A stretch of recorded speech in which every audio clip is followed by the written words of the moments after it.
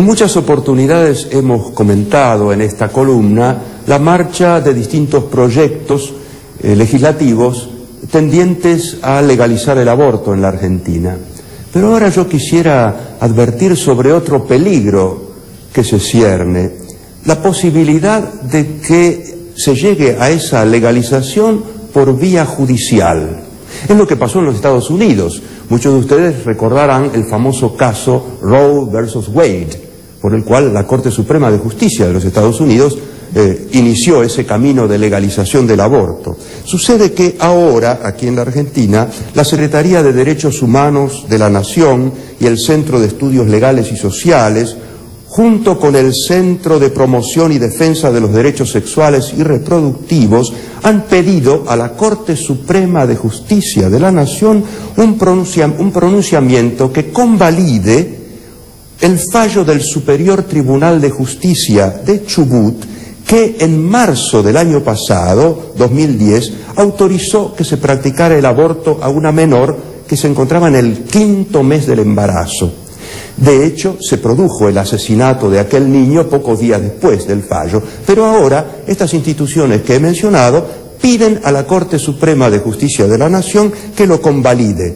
De hecho, ese recurso es abstracto porque la cosa ya ocurrió, pero esta es la punta de lanza para que un pronunciamiento de la Corte abra la puerta a la legalización del aborto. De hecho, la Corte resolvió ya el llamado de autos para dictar sentencia. Y aquí hay que aludir a la posición ya declarada de algunos miembros de la Corte Suprema de Justicia de la Nación. Días pasados he leído un reportaje hecho a la doctora Carmen Argibay, en el cual efectivamente ella renueva su conocida posición favorable a la legalización del aborto. Pero lo curioso es los argumentos falsos que utiliza una persona tan importante en el ámbito de la justicia. Dice que el fondo de la cuestión consiste en que hay, en el caso del aborto y su legalización, dos derechos en pugna. Uno es la vida de la mujer y el otro una esperanza de vida. Esa contraposición entre la vida de la mujer o la vida del niño es algo que aparece en el artículo 86 del Código Penal, de acuerdo a los criterios eugenistas de la década de 1920. De hecho, no se da el conflicto de deberes o de derechos entre la mujer y el niño, el peligro de vida de la madre. Lo curioso es que la doctora Argibay compara la vida de la mujer y la vida del niño, poniendo a este en una inferioridad de condiciones, como si no fuera ya una vida humana, sino solo una esperanza de vida. Entonces hay que preferir a la vida hecha, digamos, a la vida adulta. Es un caso curiosísimo de discriminación, sobre todo porque ella reconoce que la Constitución dice que la vida se protege de la concepción, pero aquí se desliza en otro error. Dice que el problema es que no sabemos cuándo empieza la concepción, porque todo el mundo confunde fecundación con concepción. Todo el mundo sabe, y eso está avalado por certezas científicas irrefutables, que en la unión del espermatozoide con el óvulo se da el origen de una nueva vida, de una vida plenamente humana. No será luego una persona humana si no empezó a hacerlo entonces. Coinciden efectivamente la fecundación con la concepción.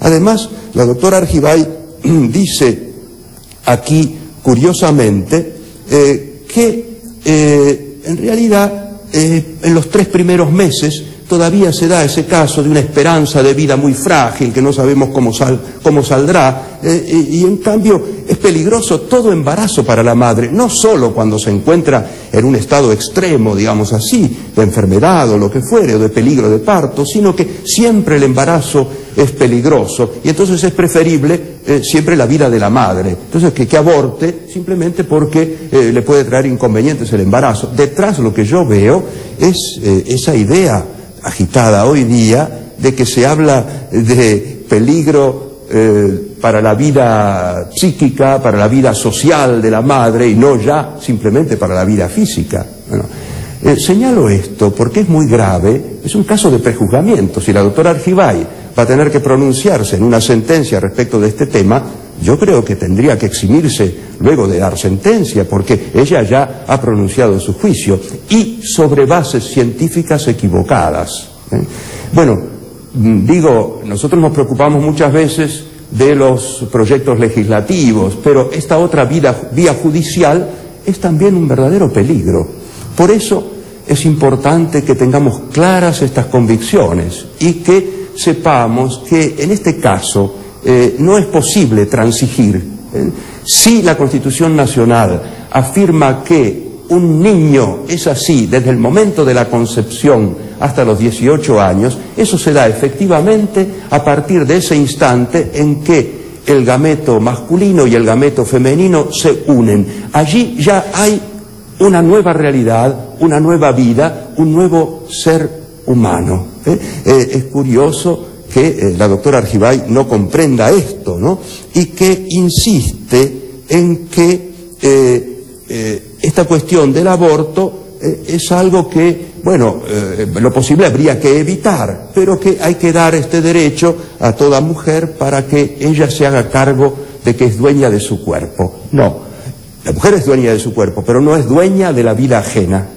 Y ese pequeñísimo ser humano, invisible a los ojos naturales y sin la ayuda de algún instrumento científico, es ya una nueva vida que no es parte de la mujer, no es cosa suya, sino una realidad nueva. Y allí se ha hecho presente la obra creadora de Dios. En esa maravilla de la fecundación, el Papa Juan Pablo II decía que se inscribe la genealogía de una persona.